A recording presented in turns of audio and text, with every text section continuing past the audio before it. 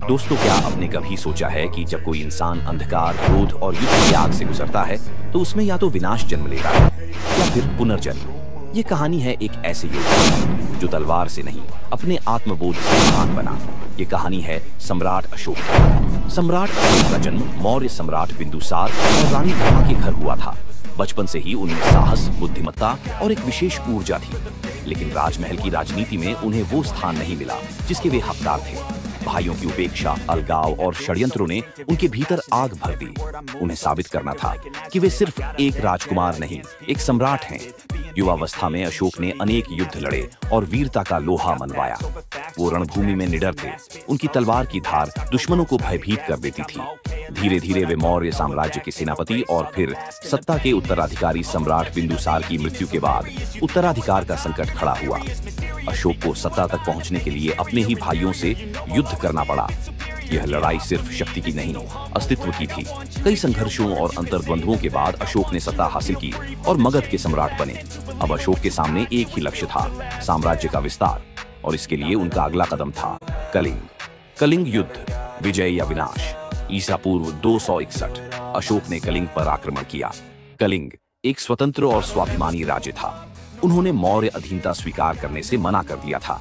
अशोक ने भारी सैन्य बल से हमला किया, हाथी, घोड़े, पैदल सेना और क्रूर युद्ध नीति। पर यह युद्ध सिर्फ सैनिकों का नहीं था, यह मानवता की कसौटी था। 1 लाख से अधिक लोग मारे गए, घायल हुए, लाखों लोग बेघर और बेसहारा हो गए।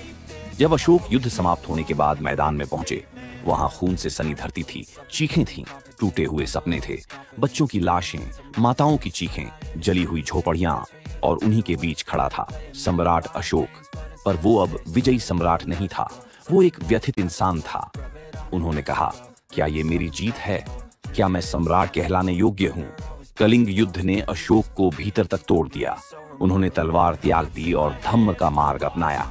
धम्म यानी सत्य, अहिंसा, करुणा, त्याग और सेवा। अशोक ने बुद्ध के उपदेशों को जीवन का हिस्सा बनाया। अब वो शासक नहीं रहे, अब वे सेवा के प्रतीक बन गए।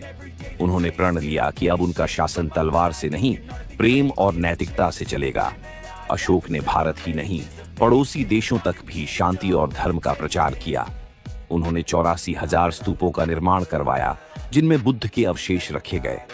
हर गांव और नगर में कुएं, सड़कें, अस्पताल, धर्मशालाएं बनवाई गईं। जनता की भलाई ही उनका धर्म बन गया।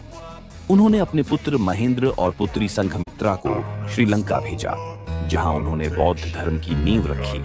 अशोक के शिलालेख आज भी यह कहते हैं, सभी प्राणी मेरे पुत्र हैं। उन्होंने पशुओं की हत्या पर रोक लगाई, वन्य जीवों की रक्षा की और हर जाति धर्म के लोगों को बराबरी दी। सम्राट अशोक की सबसे बड़ी जीत कलिंग नहीं थी, बल्कि स्वयं पर उनकी विजय थे, जो तलवार फेंककर प्रेम की भाषा बोले, जो सत्ता को नहीं, सेवा को अपनाए। उनकी जीवन गाथा बताती है कि बदलाव बाहर नहीं, अंदर से शुरू होता है, और जब दिल बदलता है तो इतिहास बदल जाता है। कभी तलवार से जिसने इतिहास रचा, वही करुणा का पुजारी बन गया। रणभूमि से उठा था जो आंधी सा, आज दीप बनकर जल गया। जिसने लहू की नदियों को रोका, हर दिल में करुणा को बोया। अशोक नहीं बस सम्राट था, वो इंसानियत का दूत हो गया। वो कहता रहा, विजय वो नहीं जो दूसरों को हराए, विजय तो वो है जो खुद से जीते, मानवता अपनाए।